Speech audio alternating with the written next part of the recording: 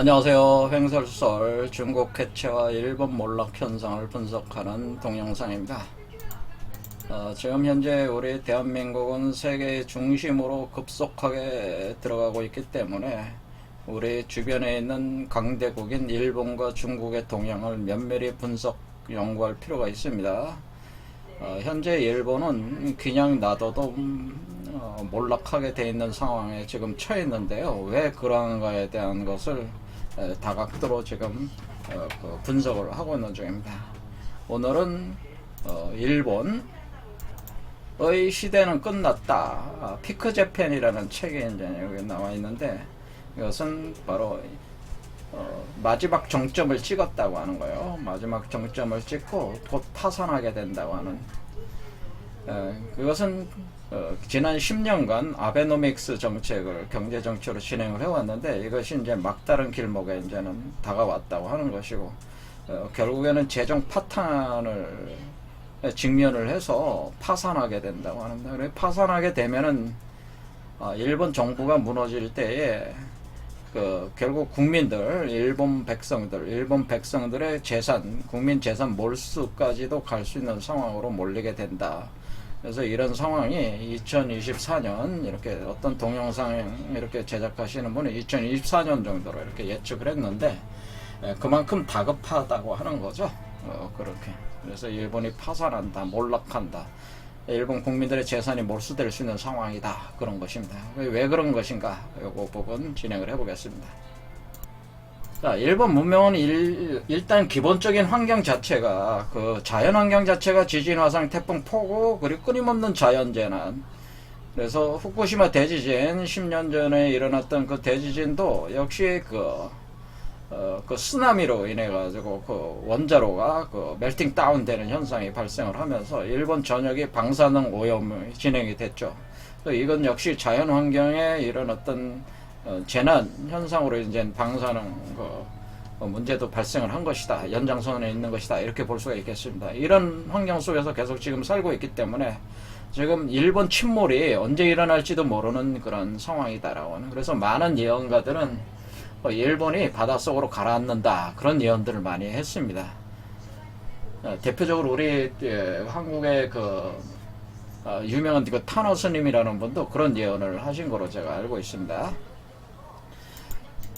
그리고 또 일본은 기본적으로 정치사회 구조가 일종의 봉건제 사무라이 문명 체제를 오랫동안 유지를 했기 때문에 일본 백성들이 거기에 길들여져 있다고 하는 거예요. 그래서 아주 엄혹한 삶을 살았기 때문에 가면을 쓰고 살 수밖에 없다. 그래서 이중성적인 그런 모습을 가지게 되고, 이렇게 방어적인 모습을 가지게 된다고 하는 것이고, 그리고 폐쇄적으로 이렇게 진행을 하는 것이기 때문에 요런 특성들, 이런 문명적 특성들이 결국 일본 국민들이 지배계급에 대해서 자신들이 순응하는 이런 개념을 가지니까 우리가 일본 자민당 독재 체제가 이게 유지가 될 수가 있다고 하는 거예요. 그러니까 일본은 사실은 자유민주당 일당 독재 체제다, 이렇게 봐도 된다. 그러니까 우리가 중국을 공산당 일당 독재 체제다라고 해서 우리가 비민주적인 국가로서, 감시 통제 국가로서 우리가 굉장히 우리 입장으로 볼 땐 굉장히 비난할 만한 요소인데, 마찬가지로 일본도 거기에 못지않은 감시 통제 국가라고 하는 거예요. 감시 통제. 그러니까 이것이 중국 같은 경우는 자신 지배층에 의해서 아주 주도적으로 이것이 되는 거지만은, 일본 같은 경우는 이것이 일본 백성들조차도 거기에 호응이 되어 있는 시스템이라고 하네요. 그것이 사무라이 문명 체계 때문에 그렇다고 하는 거죠. 그래서 지금 자민당이 원래 이 자민당의 뿌리가 메이지 유신에서 시작을 한 건데, 메이지 유신에 주도했던 사스마 조슈번 출신들이 메이지 유신을 주도를 하고, 관료들, 정치인들로 이렇게 주도적 정치인들로 부상을 하면서 일본 군국주의를 이끌었던 이 사람들이 일본 멸망 후에도 2차 세계 패전 후에도 일본 정치의 그 주류로서 계속 살아남았다고 하는 겁니다. 그래서 이들이 꿈꾸는 것은 다시 일본을 군국주의화하고 재무장하는 것이 바로 이 정치 세력이 꿈꾸는 건데, 이 정치 세력이 바로 자민당이라고 하는. 이 자민당은 극우 정치, 바로 그 군국주의를 지탱하는 그 핵심 정치 세력이라고 하는 거고, 이것이 일본의 그 관료 체제와 아주 견고하게 그 맞물려 있다고 하는 겁니다. 그래서 자민당 독재 체제가 사실은 우리가 생각하는 것보다도 아주 강고하게 뿌리내리고 있는데, 이것이 자민당이 1955년에 부터 만들어져 가지고 이때 창설됐어요. 자민당이. 그럼 뭐 성립이 돼서 지금까지 해온 거니까 거의 61년을 지금 독재를 하고 있는데, 거기서 딱 4년만 빼고 나머지 기간은 자민당이 해서 총리가 나온 거죠. 총리가 나와서 독재를 했으니까 57년, 무려 57년을 독재를 한 거예요. 그래서 지금도 스가가 지금 그 자민당 그 총리로서 지금 독재를 하고 있는 거 아닙니까? 그러니까 자유민주당은 자기 당 안에서 파벌 구조로 해가지고 일본인들이 그 정치 조직을 운영하고 있는데, 이 파벌이라고 하는 개념, 바로 이렇게 파벌이라고 하는 개념은 사실은 일본의 일종의 그 사무라이 그 어떤 그 막부 시대에 있어서의 각 번들의 어떤 그런 그 지역의 세력가들, 이 세력가들이 사실 다이묘들이라고 할 수 있는데, 이들이 사실은 정치의 그 핵심 그 층으로 들어와가지고 정치가나 관료들의 핵심 층으로 들어와서 일종의 파벌을 구성을 해가지고 서로 그 권력을 서로 나눠가면서 이렇게 주고받고 하면서 이렇게 파벌 정치 이렇게 가는 형태 자체가, 이게 꼭 그 막부 시대의 이런 어떤 그 다이묘들의 이런 어떤 움직이는 거하고 상당히 유사하다고 하는 거예요. 그러니까 지금 일본 백성들은 우리가 겉으로 보기에는 이게 체제가 바뀐 것 같지만 그게 아니고, 이게 그 국가 중심주의로 변하면서 이 조직들이 파벌 정치 세력화가 돼가지고 이 정치 제도화가 돼 있다고 하는 거죠. 그 자민당 정치 제도화가 돼 있다, 그런 말씀입니다. 그래서 그 자민당 독재를 하게 되니까 이 밑에 있는 백성들은 여전히 일반 백성들은 똑같아. 옛날하고 똑같아요. 자, 그렇게 볼 수가 있다는 거죠. 그러니까 일본이라는 나라는 민주주의가 아니라는 거죠. 우리가 민주주의라고 할 때는 모든 권력은 백성으로부터 나오는 거니까, 우리는 어떻게 돼? 대통령을 직접 뽑는 체제지만은 일본은 어때? 간접 선거로 이렇게 계속 가게 되는데, 그게 뭐예요? 내각 책임제로 해가지고 간접 선거를 이렇게 하는 이 스타일 자체도 옛 봉건 민주적인 시스템, 봉건적인 그 사무라이 그 체제를 반영을 한다고 하는 거죠. 그래서 일본 정치가나 관료들이 일본 백성들을 볼 때, 일본 백성들은 뭐냐면은 감시, 통제, 세뇌, 조작, 통제, 관리 대상으로 보는 거지, 이 사람들이 어떤 권력의 원천이 이들로부터 나온다고 전혀 생각하지 않는다는 거예요. 그렇게 일본 백성들도 그렇게 길들여져 있다고 하는 거죠. 그렇게 수능이 돼 있기 때문에 이런 점들이 일종의 군국주의적인 체제니까, 어떤 방향성만 제대로 딱 정해지면은 모든 전력을 거의 다 투입해서 하는 거니까, 이런 경우 요런 시스템이 딱 2차 산업 문명하고 딱 절묘하게 맞는다. 싱크로가 돼 있다고 하는 거죠. 그래서 이렇게 어떤 그 공업사회에 있어서 2차 공업사회에 있어서는 이것이 딱 2차 공업적인 형태는 일본의 이 문명하고 정확하게 싱크로가 되는, 동기화가 되는 거기 때문에 공면세 현상을 또 일으키는 거니까, 일본이 세계 2위의 경제 대국이 될 수 있었던 거는 어떻게 보면 일본의 이런 모든 요소들이 사실 이런 어떤 일본이 세계 2위의 경제 대국으로 부상할 수 있었던 아주 핵심적인 문명적 요소였다고 하는 겁니다. 그런데 문제는 이런 것들이 과연 4차 산업혁명에도 맞느냐? 그게 아니라는 거죠. 그러니까 2차 산업혁명 시대에 맞는 시스템이지만은 4차 산업혁명 시대에는 맞지 않는다라고 하는 겁니다. 그래서 4차 산업혁명 시대에 맞는 거는 우리 대한민국과 같은 문명이 맞지, 이 일본 문명은 맞지가 않는다는 거예요, 기본적으로.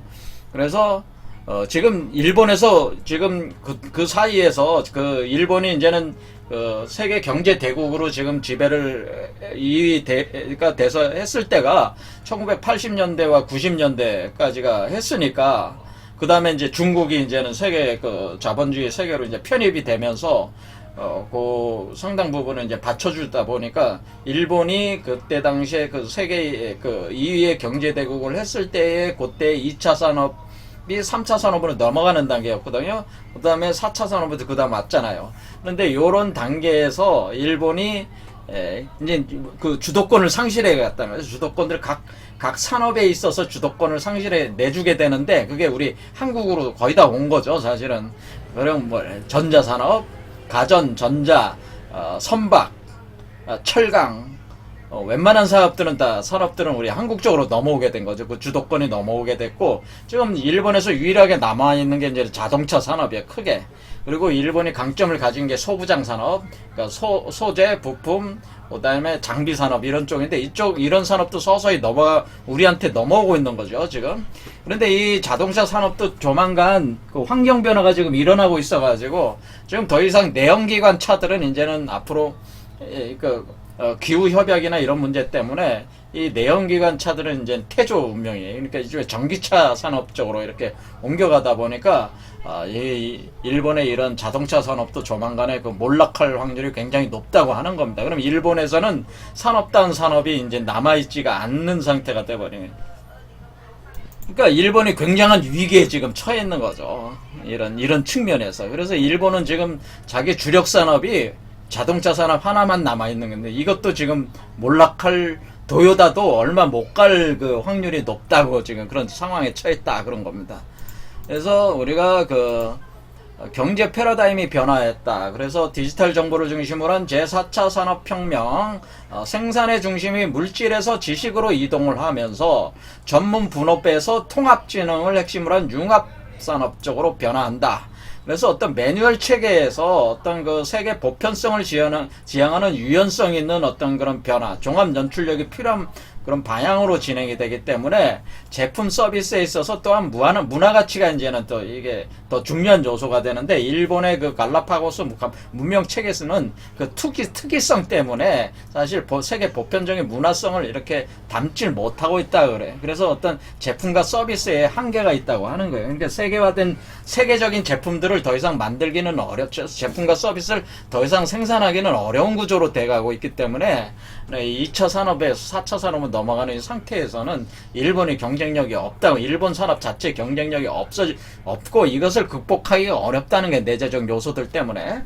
그런데 이런 것들이 단순히 이런 이유면은 모르겠지만은, 사실 일본이란 나라가 원래 일본이 1980년대와 그 90년대 걸쳐가지고 세계 2위 경제대국이었어요. 그렇죠. 그러니까 일본 국민들이 아직까지 이 그 1990년대 1990년 초에 그 어떤 영화를 기억하고 있다.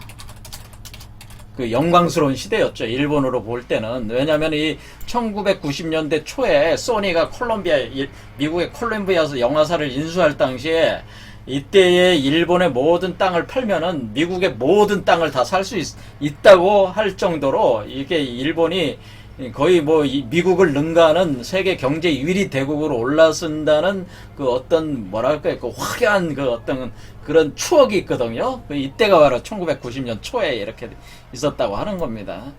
이때가 바로 거의 전 세계에 있는 모든 그 공장 시스템들이 다 도요타 모델, 그 간판 시스템을 모델로 해가지고 열심히 그 일본의 경영을 굉장히 공부들을 많이 하던 시기에, 이때 경영학을 공부하시는 분들은 다 아시겠지만은, 일본 경영, 마시다 고노스케 같은 뭐 경영의 신, 또 도요타 그 시스템이나 뭐 이런 것들에 대해서 굉장히 연구들을 많이 하고 공부를 많이, 일본을 모델로 삼아서 공부하던 시기입니다.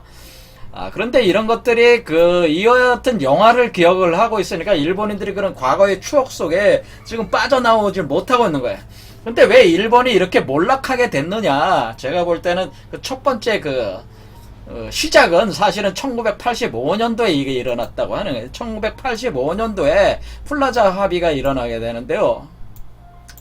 1985년 플라자 합의라는 것은 미국이 이렇게 이제 일본이 세계 경제 2위로 올라서고 1위를 막 넘볼 때에 미국이 뭐냐면은 일본에 비해서 경쟁력이 없는 상황이 되니까 미국이 쌍둥이 적자에 시달리게 되는데 그것이 이제는 재정 적자와 무역 적자라는 쌍둥이 적자에 시달리게 됩니다. 그러면서 미국 입장에서는 이대로 가는, 그러니까 자본주의 세계에서도 결국 앞으로 일본이 자신들을 대체할 수 있다는 위기감을 느끼는, 그러니까 일본이나 독일이, 그러니까 미국에서는 어떤 조치를 취하냐면은 미국, 영국, 독일, 프랑스, 일본의 중앙은행 총재들을 모아놓고 협박을 했어요. 미국이. 그래서 강제를 뭐를 하게 되냐면은 화폐, 독일이나 일본 같은 경제 강국들의 화폐를 절상하게 만들었어요. 그래서 엔화 절상을 강제해야 합니다. 그래서 제가 기억하기로는 일본의 100엔에 100달러였다, 이렇다면은, 일본 100엔이 200달러. 그러니까 일본의 엔화가 가치가 2배로 뛰어오르는 상황까지 갔단 말이에요. 그러니까 이 달러 가치로 자산을 이렇게 평가를 하면은, 일본의 집에, 달러 가치로 1억 달러, 그러니까 10,000달러 집을 가지고 있는 사람이 갑자기 20,000달러가 돼버린 거죠. 그러니까 자산 가치가 폭등한 거 아닙니까? 이게 폭등하는 이 엔화 절상으로 그런 현상이 일어났대. 그러니까 일본 사람들 갑자기 돈이 많아진 거죠. 그러니까 많아지니까 일본 사람들이 어때? 전 세계로 막 나가면서 막 돈 쓰는 재미로 이때 돈 쓰는 재미들이 막 생긴 거예요. 그러면서 돈이 남아드니까 전 세계에 있는 아주 비싼 미술품들도 막 사들이고, 예? 막 과시를 하는 거죠. 그러니까 소니가 콜롬비아 영화사에 인수하고 이런 것들도 다 미국의 맨하탄에 있는 빌딩 인수하고 이런 식으로 하는 게 다 이제 돈이 그렇게 막 갑자기 돈을 저기 앉아있는데 돈벼락이 떨어진 거잖아요. 엔화절사. 하지만은 이것은 사실은 일본의 경제 자체로 볼 때는 일종의 독약이 돼버렸죠. 독약. 그러니까 이 엔화절상이 독약이 됐다, 그런 얘기. 그런데 이때 중국이 들어오지 않았으면은 아마 일본이 그나마 버틸 수 있었을 텐데, 이때 우리 대한민국과 중국이 일본의 요런 엔화 절상하면서 요런 단계, 그러니까 수출 경쟁력이 약해진 간에 일본이 그 틈을 타서 중국이 전격적으로 자본주의 세계에 끼어들어오면서 일본을 대체하게 된 거죠. 하부적 산업적인 구조에서는 중국이 전 세계 생산 기지화가 돼가지고 대체가 되고, 또 우리 한국에서 또 열심히 해가지고 또 일본의 앞서 나가는 분야를 흡수해드리고, 그렇게 돼 나가니까 일본이 이게 일종의 약에 취해 있다가 눈을 딱 떠보니까 상황이 이미 바뀌어져 버린 거예요. 상황이 바뀌어져 있는 상태였단 말이에요. 일본의 경쟁력이 확 떨어져 있는 상태를 깨달은 거예요. 그때가 이제 90년대 초 넘어가면서 그때서야 깨달은. 그러면서 일본의 일본이 붕괴가 시작한 거죠. 그때가 일본의 경제 거품 붕괴가 본격적으로 진행이 되기 시작하는 겁니다. 그러니까 이것이 중국의 등장, 또 대한민국이 또 그걸 대체하는 걸로 이렇게 하면서 되니까 이것이 일본의 거품 붕괴 현상이 들어오면서 그런데 일본이 그래서 전략을 내수로 해가지고 이것을 극복하려고 했는데, 일본 국민들은 특성이 어때? 그냥 돈을 줘도 안 써. 그러니까 우리가 재난장려금이라고 해서 이렇게 재난지원금 주지 않습니까? 그거 주면은 한 100만원 주면은 갖다 100만원 그냥 집에다가 금고에다가 넣어놔버려요. 일본 국민들이. 왜 그러겠어요? 일본 국민들 특성이 항상 재난 속에 있다 보니까 미리 대비를 해야 된다, 그런 생각이. 그러니까 항상 금고에다 그냥 돈을 갖다 놓고 쓰지를 않아. 그러니까 유동성이 없는 거죠. 그러니까 이게 경제가 활성화가 안 된다는 거예요, 이게. 그러니까 이게 답이 안 나오는 거죠. 이게 내수가 대체를 해줘야 되는데 내수가 대체가 또 안 된다. 이런 점에서 계속 일본 경제가 이제 침체에 들어가는 겁니다. 계속 침체에 들어가서 20년 동안을 침체를 했다, 이런 얘기예요. 그래서 20년 동안 2000년대 들어오면서 20년 동안 2010년까지 해서, 그러니까 90년부터 2000년 그 다음에 2010년까지 20년간을 침체를 겪는 거지. 20년을 그래서 일본 경제에서 사라진 20년이 된 거예요. 사라진 20년. 거품 붕괴면서 잃어버린 20년이다. 이렇게 평가를 한단 말이에요. 그러다 보니까 이 20년을 이렇게 지내다 보니까 어떤 생각을 하게 되냐면, 야, 이대로 하다가는 우리가 일본이 이런 식으로 가면 아주 어렵겠다 싶어가지고, 이때 2012년에 아베가 정권을 잡으면서, 아베가 아베노믹스라는 걸 이제는 제창을 하면서, 이대로 죽을 수는 없다. 다시 우리의 그 일본의 영광을 재현을 해야 되겠다. 그럼 어떻게 하냐? 방법은 하나밖에 없다. 어떻게? 돈 찍어내자는 거야. 돈 찍어내자. 그래서 돈을 찍어내자는 결단을 내립니다. 그래서 이때부터 그냥 양적완화를 하는 거예요. 그냥 돈을 찍어내는 거예요, 그냥. 그래서 본원통화라고 하는 겁니다. 본원통화를 늘리는데 막 찍어내는 거라고 보시면 돼요. 그래서 2013년 3월 말에 137조 8천억 엔이 돼요, 이때가. 그런데 2014년에 와서 254.9 조엔이죠? 요렇게 늘었어요, 또. 2016년 말에 364조로 늘었고, 2016년 8월 말에는 400조로 늘었고, 2012년은 441조니까, 본원통화를 얘기하는 겁니다. 여러분들이 말씀드린 본원통화가 중심이 돼서 이것이 이제 통화승수를, 결합을 곱하기를 하면은 실제로 그 통화량이 나오는 거잖아요. 그러니까 일단 본원통화를 기준으로 한번 보면은, 이게 순수하게 찍어낸 돈, 정부에서. 그 순수하게 찍어낸 돈이, 2013년까지 135조 정도가 있었는데 불과 4년 만에 어떻게 됐습니까? 4년 만에 440조가 됐으니까 지금 얼마나 140조라고 생각하고 440조라고 생각하면은 거의 300조 가량을 찍어냈어요. 그러니까 뭐 이게 지금 기존에 있던 본원 통화의 몇 배인 거예요. 몇 배가 불어난 거예요, 지금. 거의 3배 이상 불어난 거죠, 이게. 그러니까 이게 엄청 찍어냈다고 하는 겁니다. 그러니까 어떻게 한 겁니까? 우리가 어떻게 생각하면 되냐면, 여러분이 자가용 1억짜리 차를 사고 싶은데 돈이 없어. 그럼 어때요? 여러분이 그냥 돈을 찍어. 집에서 프린터기 있는 사람들은 뭐 어때? 프린터가 없어도 돼. 아니면은 뭐, 휴대폰에다가 그 포토샵으로 그 채권 하나 만들어가지고 종이로 돈을 하나 만들어서 1억 딱 써가지고 1억 상대편 휴대폰에 보내주면은 어때? 1억짜리 차를 주는 거야. 그러니까 이게 얼마나 엄청난 거예요. 그러니까 그냥 돈으로 그냥 자기가 돈을 그냥 찍어내가지고 하는 거 아닙니까? 그러니까 이런 것들이 지금 미국이나 중국이 하는 짓이 이런 짓들을 하고 있는 거예요. 양적 완화를 한다는 게. 그러니까 이런 식으로 되니까 돈을 막 푸는 거죠. 그러니까 돈을 막 풀었어요. 그러니까 일본인들은 지금 어떤 생각을 가지고 있냐면은 돈이 많다는 생각을 가지고 착각을 하고 있어요, 지금. 그러니까 이게 일본인들의 그 일반 일본인들도 일본은 돈이 많다. 이런 생각을 하고 있어요. 그런데 지금 요즘에 보면은 일본이 돈이 없어요. 사실은. 왜? 너무 많이 찍어내가지고 이걸 찍어낸 거를 어떻게 해놓냐면 이게 부채잖아요. 사실은 찍어놨다는 거는 일종의 부채란 말이에요. 이게 부채니까 이것이 지금 어느 정도로 찍어냈냐. 일본의 저 정부 부채는 일본 GDP의 240%라. 그러니까 GDP의 240%. 그러니까 일본 정부 부채가 GDP 240%야. 그러면은 GDP가 500조다 그러면은 몇 프로, 1000조, 1500조 정도가 그 빚이다. 이렇게 하면은 그 이자를 갚아야 되잖아. 그 부채 이자를 갚는데 세금의 20%, 걷어들이는 세금의 20%를 이자 갚는 데 쓰고 있어요, 지금.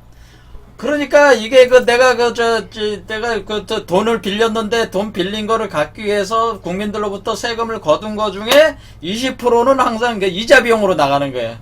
그러니까 쓸 돈이 없잖아, 또? 그러니까 또 찍어. 또 이자 늘겠죠? 그런데 찍어가지고 경제가 다 돌아가서 세금이 많이 거치면 좋은데 세금이 안 거쳐. 그럼 또 찍어. 이런 식으로 계속 찍는 거야. 이렇게 계속 찍다 보니까 이자 비용은 계속 늘어나는 거예요. 그런데 이자가 낮을 때, 이자가 마이너스 금리나, 이런, 우리가, 그 이자가 낮을 때는 괜찮아. 근데 이자가 0.1%, 1%막 이렇게 오르면은 뭐야? 이자 비용이 걷잡을 수 없이 폭증을 하게 되겠죠. 이게 굉장히 살얼음판을 걷고 있는 거예요, 지금. 일본이. 자, 이런 상태입니다. 자, 우리 대한민국은 얼마냐? 정부 부채가 37.92%에. 우리 대한민국은 가계부채가 위험하죠. 근데 이제 정부 부채는 31.92%라 우리 그 OECD 35개국 중에 26위밖에 안 돼. 근데 일본은 세계 1위 부채 국가야. 그러니까 일본, 그런데 이렇게 막 돈을 찍는데 이 양적 완화라는 이 자체가 제가 생각을 할 때는 경제정책으로 나쁘다고만 볼 수는 저는 없다고 봅니다. 근데 문제는 이 양적 완화를 통해서 경제가 활성화가 되고 또 세금이 많이 거치게 되고 이렇게 경제적인 어떤 균형을 추구하게 되고 활성화 번영을 추구할 수 있다면은 양적 완화도 좋은 방법이라고 저는 생각하는 입장인데, 일본이라는 나라와 같은 시스템은 돈을 찍어내도 경제가 살아나지가 않아요. 그러니까 내가 원래 100조를 찍어내면은 100조에 해당하는 예측하는 만큼의 어떤 그런 것이 올라와야 되는데, 거기 내가 예측하는 거에 반의 반도 안 오른다고 하면은 이게 답이 안 나오는 구조를 가지고 있다고 하는 겁니다. 그러니까 일본의 경제 구조 자체가 근본적으로 공업적인 어떤 거에다 일본의 문화 시스템 자체가 폐쇄적이고 이런 구조를 가지고 있다 보니까 경제 활성화가 안 된다고 하는 거죠. 그러니까 일본에서는 이 돈을 가져다가 또 뭐를 하는 거냐면은, 이 돈을 가져다 양적 완화를 하는 이런 금융정책, 일본 정부가 누가 하겠어요? 자민당의 아베노믹스를 만들어서 한 거죠. 그러니까 일본이라는 나라는 그 자민당 관료, 이게 일체 독재 국가니까 독재자가 독재 세력이 하겠다면 하는 거 아닙니까? 그래서 했단 말이에요. 근데 뜻대로 안 돌아가. 자, 이런 상황이란 말이에요. 자, 그리고 이 돈을 가지고 각 지방도시들도 지방 채권을 발행해서 돈을 막 일본 국민들로부터 지방채를 사게 해가지고 돈을 받아가지고 그걸 가지고 자꾸 투자를 하는데 뭐예요? 쓸데없는 투자들을 한다. 이제 아무도 가지 않는 데다가 도로를 만들어 놓거나, 아무도 가지 않는 데다가 빌딩을 지어 놓거나, 이런 식으로 지금 우리나라에도 그런 정신 나간 놈들이 많이 있어요. 지방의회 가면은. 그런데 그런지 일본은 그게 더 심각한, 왜? 너무 경제가 안 살아나가니까. 원래 일반 국민들이 돈을 받으면 돈을 쓸 줄 모르니까 어떻게 돼? 정부밖에는 돈을 쓸 사람이 없잖아요. 그러니까 정부가 돈을 쓰는 거야. 그러니까 정부가 돈을 찍고 정부가 돈을 쓰고, 그러니까 정부가 경기 부양을 하는 거죠. 그거를 일본 은행이 받쳐주면서 계속 해온 거예요. 그러니까 일본 은행의 주식도 떨어질 것 같으면 일본 은행이 개입해서 주식을 또 부양을 시켜. 이런 식으로 일본 국민들과는 별개로 자기 머리 위에서 노는 일본의 그 지배자들이 겉으로 화려하게 이걸 자꾸 꾸미는데 전념을 하게 된다. 그런 과정에서 일본은 점점 썩어 들어가는 거죠.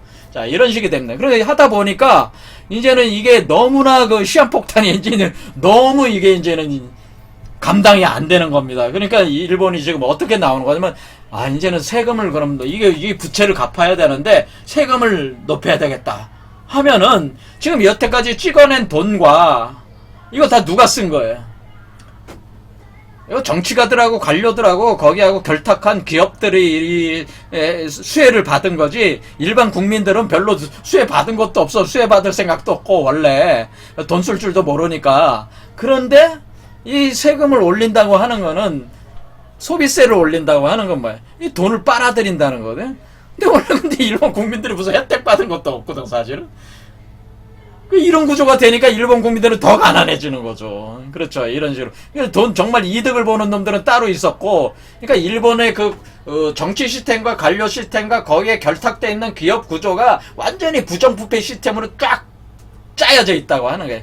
그러니까 이런 것들이 일본의 일반 백성들을 밟으면서 감시 통제 조작하면서 일본 국민들을 속이면서 계속, 그것이 사실은 그런 구조 자체가 사무라이 문명이 그때부터 이게 그런 틀이 계속 되온 거라는 거죠. 그게 고쳐지질 않고. 자, 그것이 공업사회에서는 잘 돌아갔는데, 지금 이제는 산업 경쟁력이 떨어지다 보니까 이게 이제 더 이상 이게 답이 안 나오는 거죠. 그래서 소비세를 올려야 돼. 세금을 올려야 돼. 그런데 세금을 올렸는데도 빚을 못 갚는다고 하면 어떻게 되겠어요? 빚을 못 갚는다 하면 일본 국민들한테 발행한 채권 있잖아요. 채권의 가격을 후려쳐야죠. 그러니까 결국 일본이 안전하다, 안전자산이다고 자꾸 주장하는 건 뭐예요? 일본의 그 채권, 일본의 그 정부 부채는 일본 국민들이 가지고 있으니까 일본이 안전하다 그러는데, 그러면 그게 중요한 게 아니고 일본 국민들에게 100조를 빌렸다 그러는데 어느 날 갑자기 이렇게 생각하시면 되죠. 내가 누구한테 1억을 빌려줬고 1억을 빌려줬는데 그 사람 내가 돈이 없어 갚을 돈이, 그러니까 5천만 원만 받아 이렇게 나오는 거예요. 그러면은 그렇게 못하겠다고 할 수는 없단 말이에요. 이런 현상들이 사실은 전후에도 이런 현상이 있었다고 하는 거예요. 과거에도 일본 국민들의 돈을 완전히 퉁쳐가지고 그 빚도 없는 걸로 삭제해버려. 그럼 일본은 갑자기 일반 백성들은 정부를 믿고 채권을 사가지고 재산으로 이렇게 그 금고에다 넣어놨는데, 나는 10억이 있다고 자랑하고 다녔는데 오늘 갑자기 5억짜리가 됐다. 오늘 갑자기 1억이 돼버렸어 그게. 그럼 재산이 날아가는 거잖아요. 그런 식의, 그게 바로 재산 몰수라고 하는 거죠. 그런 식으로 몰수한다는 게, 재산 몰수를 이제 그런 식으로 몰수를 하네. 또 세금으로 뽑아. 아니면 재산세를 높여보는. 재산세 안 내면 어떡해? 집 담보, 집 차압 들어오잖아. 압류 들어오잖아요. 그런 식으로 그 재산을 몰수하는 상황이 돼버린다 그 얘기죠. 그러니까 이게 지금 그런 식으로 가는 것이다라고 하는. 그런데 그러니까 여기서 일본인들도 나와가지고 결국 재정 파탄으로 일본이 죽는다, 일본이 재산 몰수된다 이렇게 하고 나오는 겁니다. 그런데 지금 아베의 꿈은 뭡니까? 아베의 꿈은 지금 일본 재무장하는 거예요.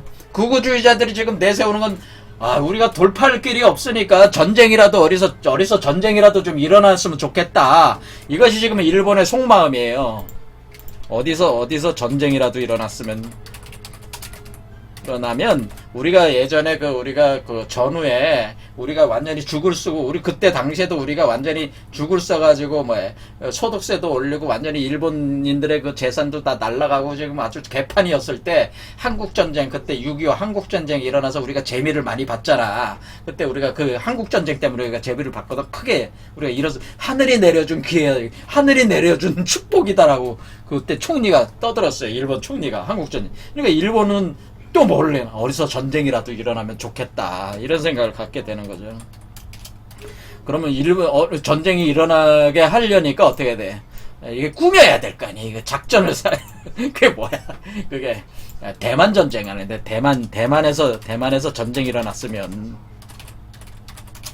이런 생각을 속에 품고, 대만에서 전쟁이 일어나면 우리 일본이 배후의 그 일종의 병참기지 또 역할을 하게 되면은 우리 일본의 경제가 이렇게 순식간에 그 돈들도 다 갚을 수 있으니까 대만에서 전쟁이 일어나면 얼마나 좋겠냐. 그리고 미국이 그 전쟁을 미국이 전쟁을 수행하고 우리는 뒤에서 이득을 취하자. 이런 생각을 갖고 코드를 제창한 거야. 코드 제창. 일본이 코드를 누가 주도한 거냐면 일본이 주도한 거예요, 사실은. 그래서 대만 해협에서 전쟁이 일어나면은 중국과 미국이 피 터지게 싸울 때 우리는 뒤에서 이득을 취할 수 있다. 이런 생각을 갖고 있는 것이고, 또 한반도에서 전쟁이 일어났으면 또 이런 생각을 한다.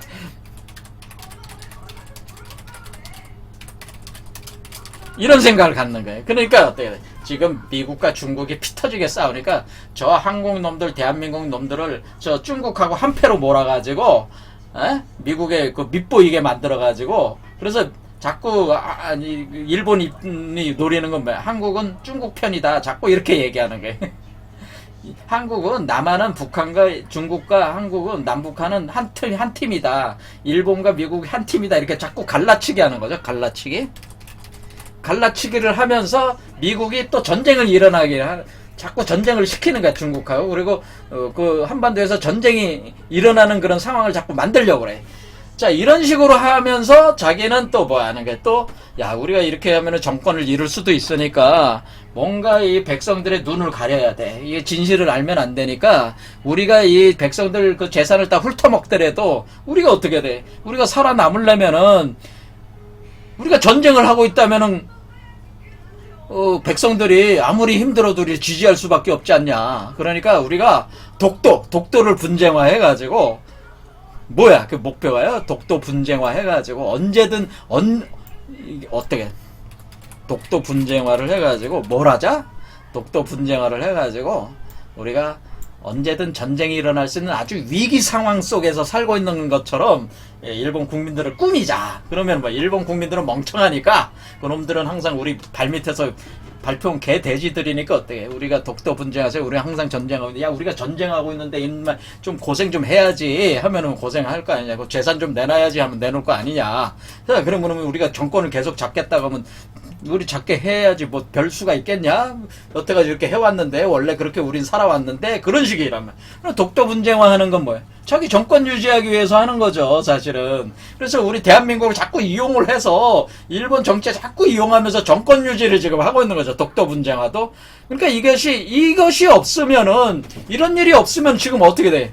지금 정권 내놓게 생겼단 말이에요. 일본 국민들이 아무리 멍청해도 이제 한계까지 왔는데 지금은 그 한계가 어디까지 온 거예요? 이제 올림픽 상황으로 코로나로 폭발하기 일보 직전까지 이제 가고 있단 말이에요. 아무리 점잖은 일본 국민들도 이제는 더 이상 버티기가 힘드는 상황까지 가요. 이제 재산까지 다 날리게 된 판에 더 이상 이 자민당 독재 정권을 어떻게 유지하겠냐?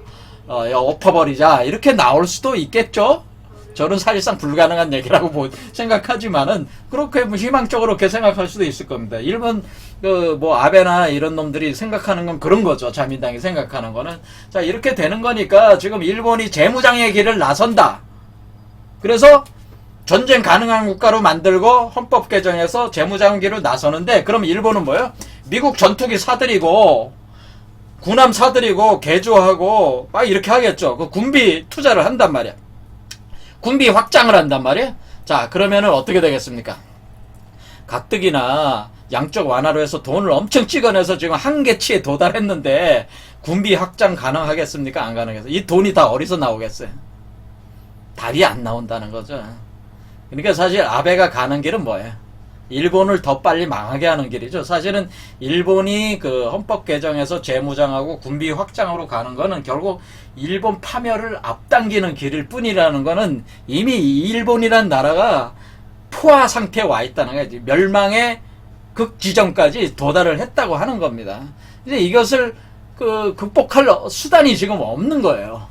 자, 그래서 우리 입장에서는 아베 일본 자민당 스가 요즘 아베 요런 자민당 한 일본 지도자들이 지금 문제인데 하고 싶은 대로 하라고 그냥 놔두는 게 제일 좋다고 저는 봅니다. 열심히 해봐. 헌법 개정하고 재무장 군비 확장하고 이렇게 열심히 해봐. 그리고 뭐 대만에 전쟁 일으키고 꼼수 쓰고 한반도에 전쟁 일으키기 어떻게 해서 자꾸 일본하고 막 자꾸 이렇게 일본 미국 자꾸 미국 사실은 그런데 미국이 바보 같아요? 미국이 일본의 속셈을 모르겠어요? 다 알죠. 그러니까 미국이 일본의 속셈을 아니까 한국하고 가려고 하는 겁니다.